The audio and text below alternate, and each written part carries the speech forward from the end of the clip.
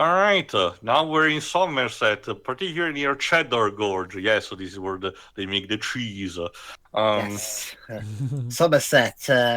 It's known for its cheese and cider, so this could also be another place where the zombie apocalypse started. Challenge the Mixing, Chimera to a drinking contest, yes. yeah. Beautiful. It turns out having cheese and cider at the same time does this to you. Huh.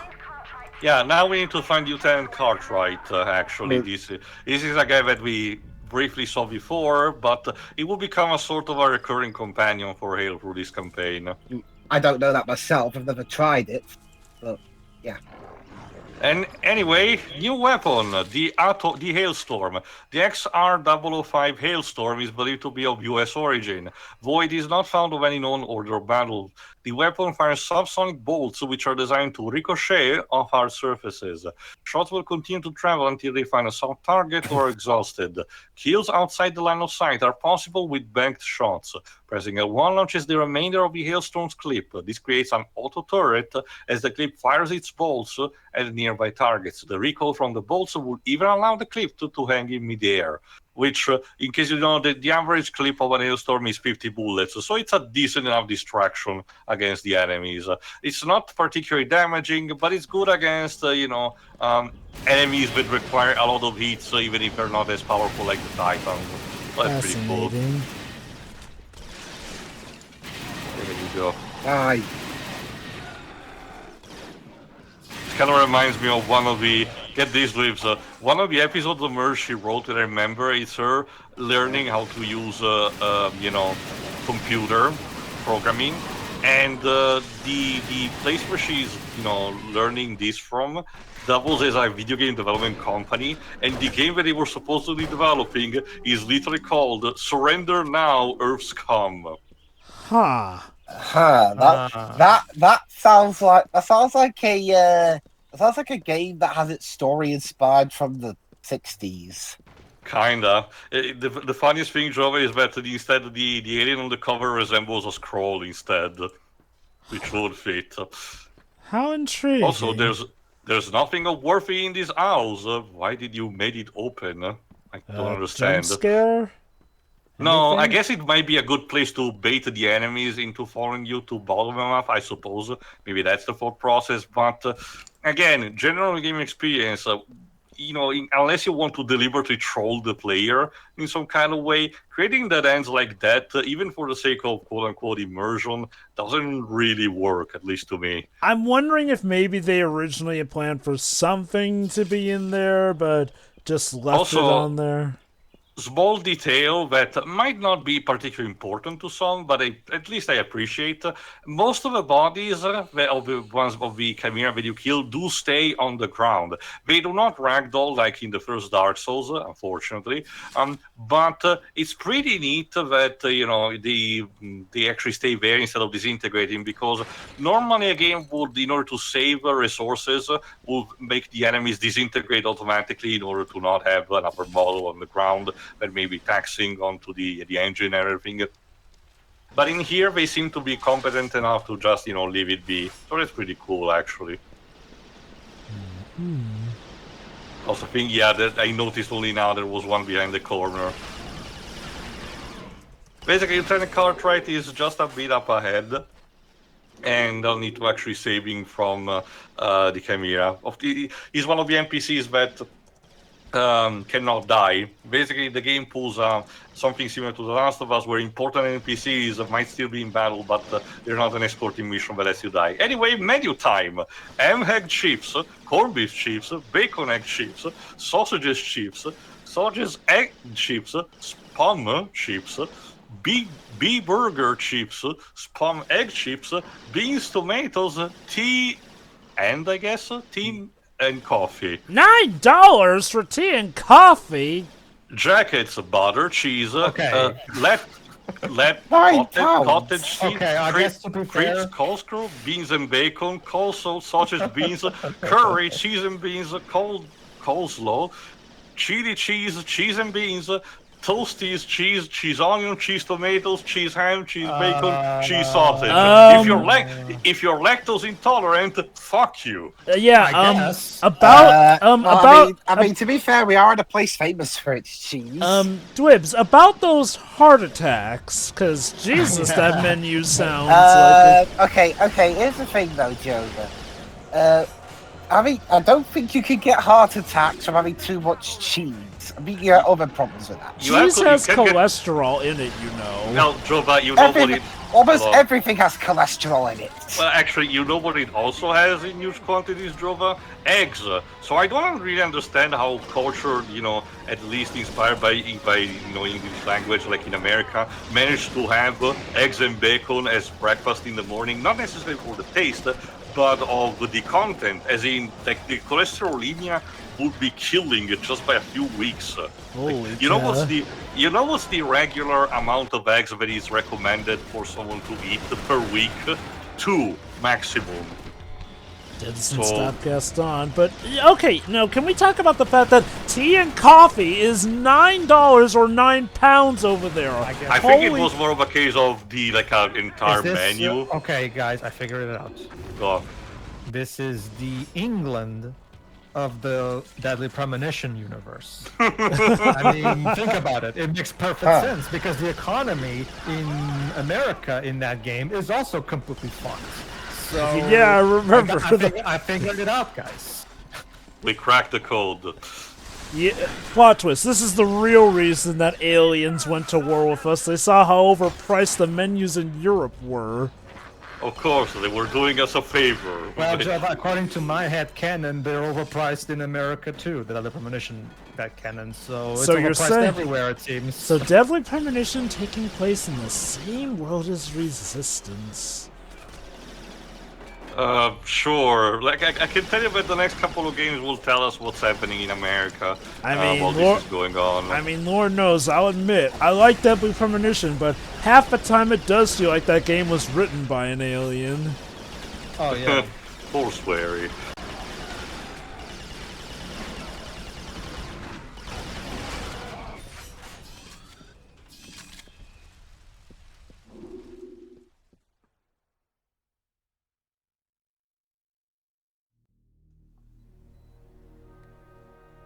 Alas.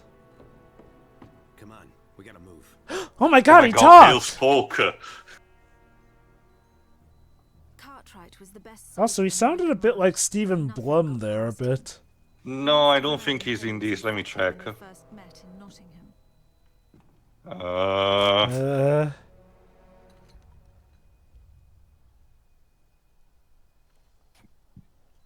Sorry, I had to make sure he actually had emotions there for a second. Now it's time for another vehicle section.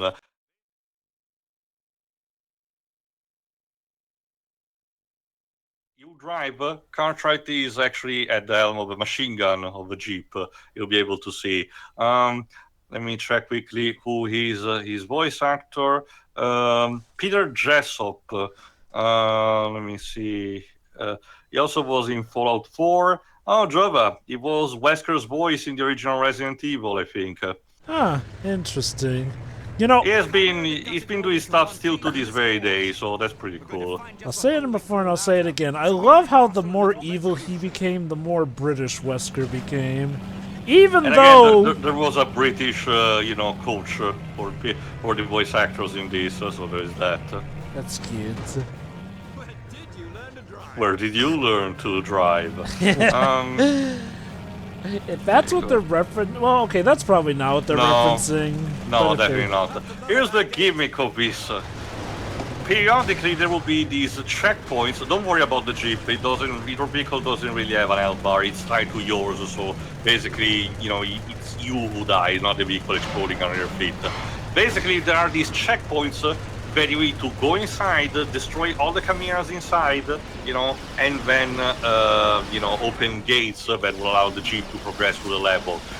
The best thing that I can recommend to you, don't go there immediately. Again, these are clown car squad of enemies. So each checkpoint will contain a massive amount of them. So the best thing that you can do is to wait, lure them, as I will actually show as this level progresses, lure them out one by one as we go on, and run them fucking over like I'm actually lives in GTA, basically. Wonderful. It's the best. Kill you. It's basically an insta kill. So yes, it's the only way to be sure. The only thing I know for real. Anyway, you were saying, Jova?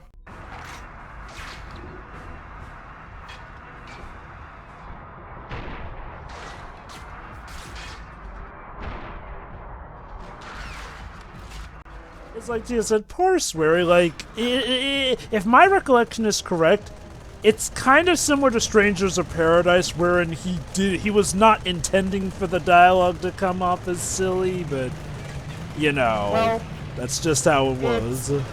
Well, it's actually a bit more. No, a lot of the humor in the premonition is intentional. Yes, there are scenes that are unintentionally hilarious because of how campy and silly the animation. Remind me, Jova, how much of Twin Peaks have you seen?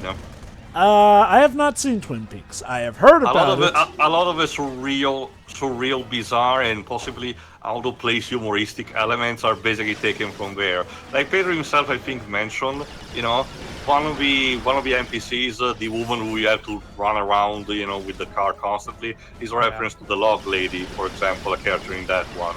Yeah, so a lot of the silliness in the premonition is a reference to Twin Peaks. It's intentional. That being said, yes, there are some unintentional stuff like the silly animations and stuff like that. Here's the thing. One thing I will say about that, though, unlike with the other example you mentioned, Jova, the premonition, even the unintentional humor is to the game's benefit. Oh, yeah, like... It just contributes to the delightful atmosphere and just good vibes that the game has. Oh, yes, it is, without a doubt. Like, Deadly Premonition may be silly. Heck, it may even be broken in some regards, but it's a very memorable game. I mean, the fact that it's managed to stand the test of time, even with those god-awful ports that Pedro has shown me, does say something. Everybody, yeah. Yeah. It's because despite its low budget and its somewhat shoddy programming, the game has a lot of heart, and fans are willing to look past the issues because the actual core of the game has so much value to it. Which overall did earn it its sequel. Oh yeah, and it's just one of those cases of a game that, like, it was made by a development team that bit off way more than they could chew. but the overall vision was so strong. So we're operating on GTA car physics. Okay. Not just that, that remark for Cartwright, like he said, that is traditional Insomniac humor, you know. Like he said, this is a big game, but knows how to have its moments sometimes without having to quip every 5 seconds. I love how he says, what a lovely country, while you are potentially rocketing to your death. One of the skill points, yes, they return from Spider Wrestling Clank. One of the skill points that you can obtain is to perform a very high jump from one of these, and it's, as you can guess, it's called I Can See My House From Here. That is Can't, you know, I would complain that these Americans are shooting holes in our countryside. Cartwright is British. Okay, well, I mean, the Americans driving around running zombies over, getting blood all over the countryside. But again, zombie apocalypse. Well, like you said, you are correct in assuming that they might be zombies, but you have to remember they're more alien in nature. The zombies in nature are a mutation of the human being, but in a state that still resembles a human to some degree, where the identity is still present to some degree. I think welcome to the HD remake of Carmageddon. Or the UK version where you run over zombies instead of people. As showcased by the conversion center level, unfortunately the Chimera are so ruthless that they rip and strip out your identity as a human being and as a being in general, and reconvert you into these hive mind kind of creatures that have each of them have the same kind of appearance and mindset and goal, which is very terrifying when you think about it. Think of it somewhat somewhat similar to the Half-Life series, where there are zombies and aliens, but the zombies are kind of a byproduct of shenanigans going on with the aliens. True, I guess you can say that. Yes, Pedro? No, see, here's the moment, in my opinion, Joey, here's the moment that clinches it in terms of, you know, making... Cartwright, where are you aiming? Sorry, he's aiming... It's okay. He's aiming at the enemy beyond our sight. Continue, Pedro. Here's the moment where most fans, in my opinion, fall in love with Deadly Premonition 1. The moment where York and Emily have that talk in York's hotel room, where she asks him, who's Zach? And then we learn that we, playing as Zach, are York's coping mechanism, and that's why he talks to us. That is, in my opinion, it's such a heartwarming moment and such a great way of incorporating the player into the story. That, in my opinion, that's the moment where the game really starts clicking. Like, so is the sequel in sorry. So is the Better sequel? state. Yeah. The Is the PC sequel? version is. Yeah, I was about to say, is the sequel at like its best state of being yet? The PC version was a port made by a different developer, not Toybox. So yes, it actually runs. Well, remember, it still had a couple of things that need to be ironed out. Like, for example, it had virtually no mouse and keyboard support, at least at launch. Unfortunately, you still have to use a controller of that. So if you're not... Real Yakuza use a gamepad. I don't really get... I mean, I personally don't mind it because I don't really want to play a game like Deadly Premonition with a mouse and controller, mouse and keyboard anyway, so it doesn't affect me personally, but I can understand the frustration of not having an option for a mouse and keyboard. Especially since there were a bunch of dialogue of more, unintentional iffy variety, but they were technically, cut out. Oh no, the PC version already comes with all of that shit. But what I know, they were supposed to be like have some sort of like re-recording or something like that, because there were moments where were kept silent as a result. Yeah, no.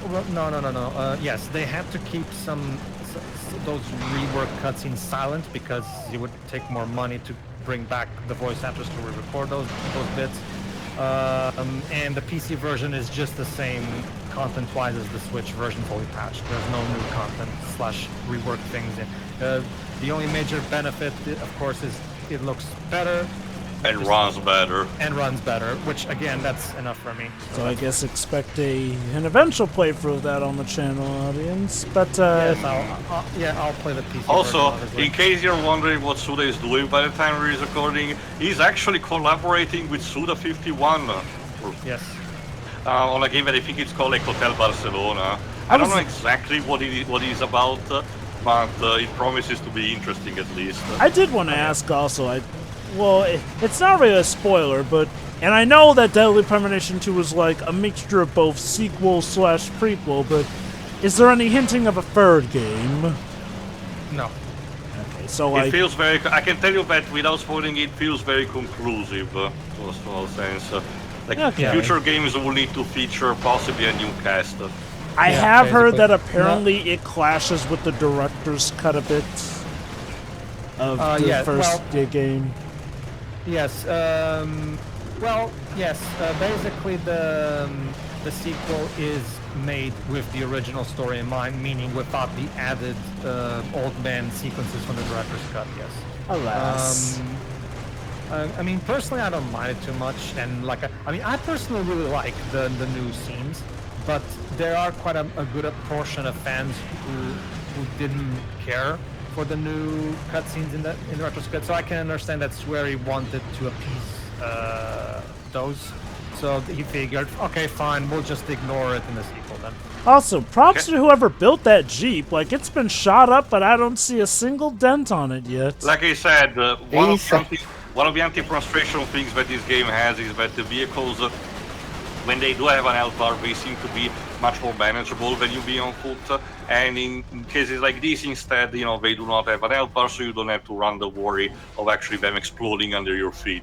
Well, that Jover is British craftsmanship. Of course. Well, hats off to that. Well done. There we are. Alright, let's try Oh. to make a use of the auger. Oh, I see. Yeah, there Oh, I you see. go. So that's why tea and coffee costs like £9 to fund that. Because it all goes to the military-industrial complex. Yes, yes. In this zombie apocalypse, we've had to reroute virtually all taxes to the military. So you took cues from America. Good to know. I Yes. joke, but I mean, holy cow. I mean, Yeah, seriously. hell, even okay, obviously, there's not many people watching television in the zombie apocalypse, but even the TV license fee now goes straight to the army. All the To be BBC, fair, all the this is BBC, all the BBC get are like sandwiches or something. This is the 50s, so it's more of a case where people are still listening to the radio more than watching a TV. Also, Okay. question, German, do you have to pay a license to watch TV in your country? No. Alright, this is slightly important because Cheddar Gorge leads to something that the British were only scouting but did not found particularly. A structure built by the Chimera, which is odd because the Chimera seems to be some species that will just, tunnel out and destroy everything, do not settle. So we need to, in this final segment of the Cheddar Gorge, we need to actually understand what is the structure for. Anyway, to answer your question more thoroughly, Dwibs, we can watch TV baseline via satellite. No extra fees needed for that. We do pay cable bills if we're watching with cable, because, cable channels and all that, but, like, a license to watch TV at all? No. Christ, you really do need a license for a lot of stuff over there, don't you? The true British experience. Oi, oi. You need a license for that. I guess having to have a license for stuff like that explains why a lot of our shows and stuff are high quality than some of these.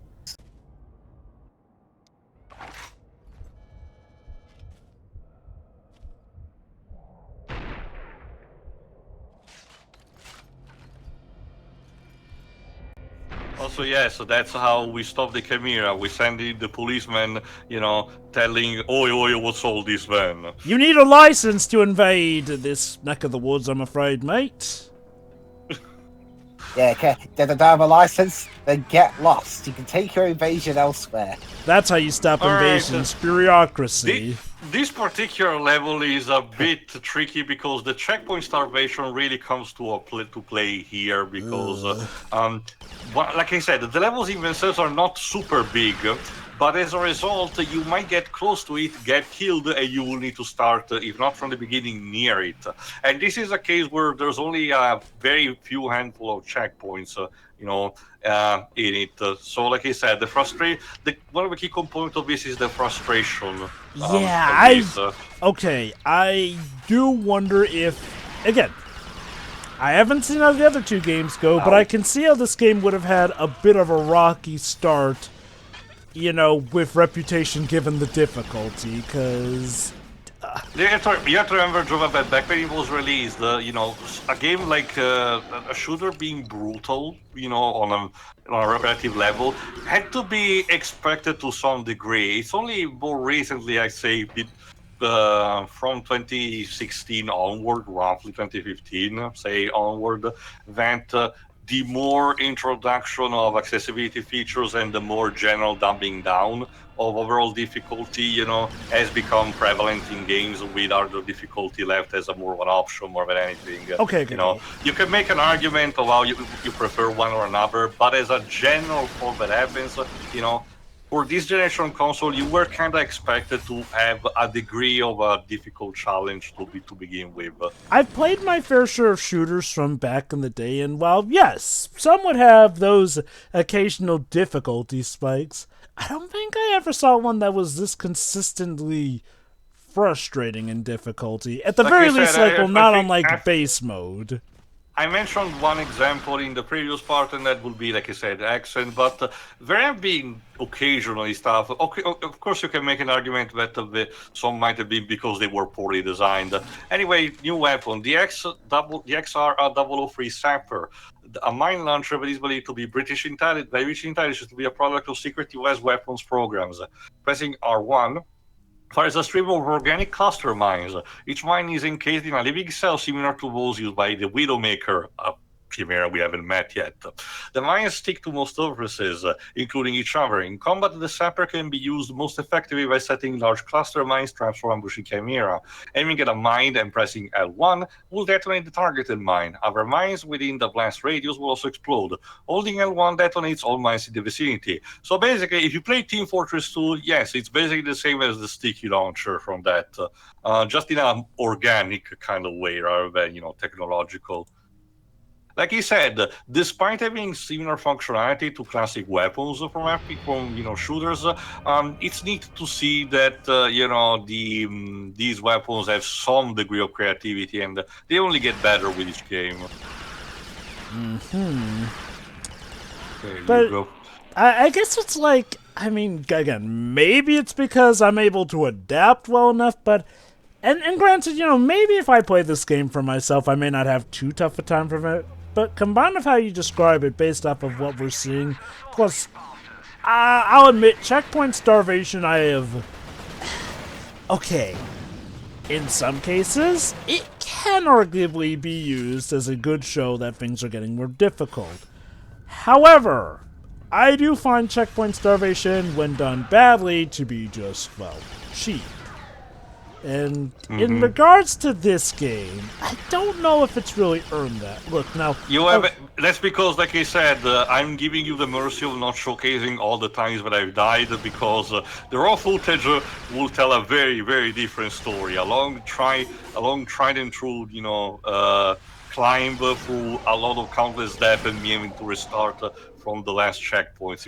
It will definitely put in perspective about the frustration elements, but like I said, it won't be, possibly a good demonstration of the game. It will be, a bit of a chore to watch through, so you have to, take my word for it. Oh, I can believe you, because, even without that, I have noticed that the game does like to do, like you mentioned, the Zerg rushes, essentially, bum rushing you with enemy after enemy, the clown car philosophy, and how really a lot of times it just feel like ammunition just be all over the place to the point where it seems like you have to master this game absolutely down pat to avoid getting hit.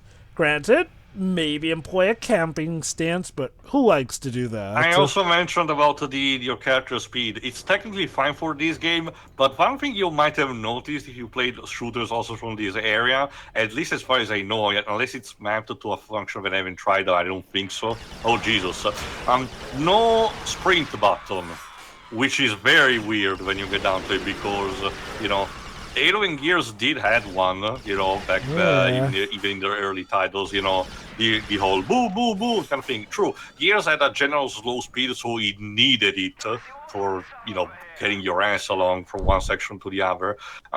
But in here, it's not present. It will be started to be implemented from the next title onward, at least for the mainline one. By the time we're recording this, I still need to play for the spin-offs, particularly the PSP one, which is being released on the PS4, but I need to still get a look, and the PS Vita version, which I do not possess, and it might be much more tricky to actually, properly showcase. So depending on how things go, you may or may not actually be able to see it. I think it is. Begin with. I think it is those aspects coming together, like the lack of a sprint button, the lack of having a good idea of where your hitboxes lie, the enemies being able to pull all this stuff, and again, the later points, checkpoint starvation. I think it's the stuff that all comes together to paint not a terrible, but again, not the best picture. Now, again, I've seen games that have been much more dickish, so I won't act like this game is like King of the Hill and BS, but again, I feel like other shooter games at least balanced their difficulty, or at least did something to offset the frustration better.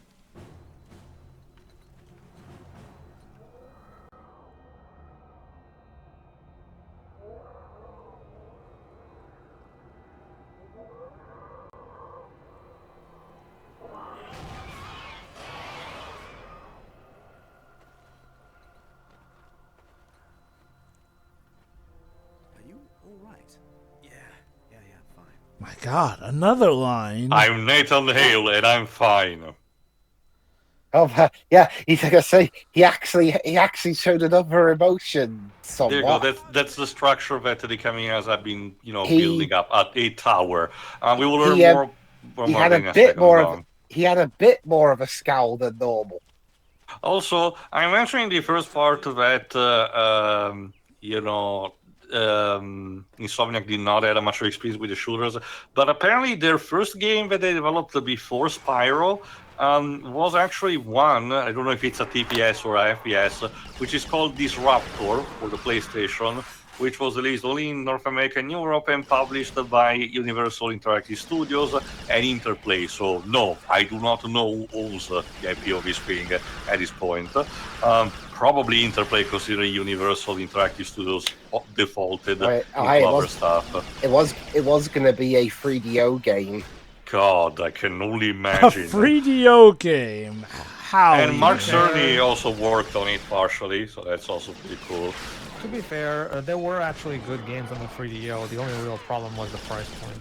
Okay. Again, Need for Speed got its start on the system. Okay, I'll admit, yeah, the cost rightfully scares people off, but the 3DO itself, was it really a good console? Like, I get that there were good games on it, but was it a good console?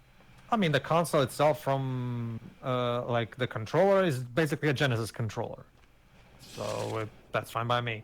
I guess in that case, some might ask, why not just play Genesis? Well, okay, aside from the higher... the 3DO is much more powerful, it uses CDs, so the games on it are far more advanced than Genesis. It also had a VHS player, if I remember correctly. Oh wow, that is the equivalent of a DVD player back in the day. Yeah, no, but like, for example, like I said, it had it at the time, not anymore, obviously, but at the time, it had the definitive home port of Super Street Fighter 2 Turbo, which was kind of a big deal at the time because this was back when arcade versions of games were not as readily available as they are now. So. I wonder, do you think, had the console just been priced better, that not only would it have been a success, but we'd actually be seeing EA in the console market to this day, had the 3DO, just done better overall. God, that's a scary thought. I mean, if they priced both the games and the console on the same level and marketed how much more powerful the console was, yes, I'm definitely, especially because at the time, a console having being more technologically advanced was a big pull for people. Nowadays, of course, it's no longer the big pull. But back in the 90s, a console being super powerful was indeed something that attracted a lot of consumers. Which makes me wonder, let's say hypothetically we live in a timeline where EA is now a part of the console market. Might that have actually affected their decisions to try and not be as, well, greedy with how they did some of their games, since they would have a lot more hinging on their console superiority having the better received games? Probably not, that wouldn't stop them. It depends on the people involved, not by the circumstance. And as we established, the CEO of EA during this period looked literally the equivalent of Satan wanting to make a deal with you. No. It says something that the thing that made him entertaining was just how evil he seemed in presentations. But the game also had what was at the time the definitive version of the first Gex, for example. Like, I will say this, the 90s were wild in just how everyone was throwing their hat into the console ring. Like, I'll admit, part of me would wonder if maybe we could have another company mix things up with their own console. And no, I don't mean like a small indie console. Silly job. Remember what Google told us? The future is not a box. By the way, please use Stadia. Unfortunately, it's much more difficult in today's day and age because back in the 90s, the economy actually allowed for it. Nowadays, we were having a boom at the time. Yeah, and with manufacturing costs and everything these days, it's not really feasible.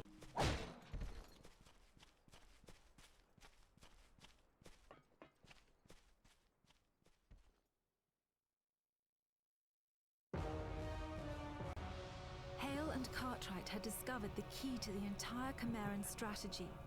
The tower they found had not been constructed. It had been excavated. That single fact changed everything we knew about the Chimera. Leaving Somerset, they must have noticed. Let me the guess, this power means that the conduits Chimera in have the been tower here behind all along. It does raise the question, if the structure was always present and Chimera knew about it, what does that actually the mean? drive to Southern Command would have taken at least an hour.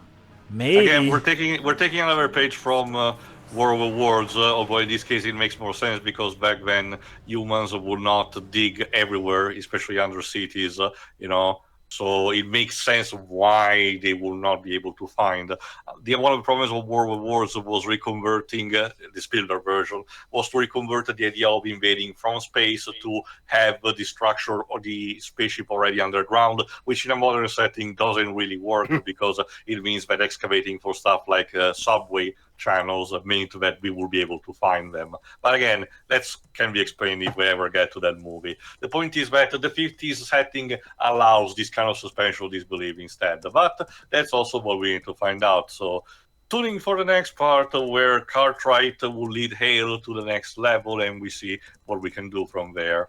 Yeah. See ya. Ta-da. Ta-ta.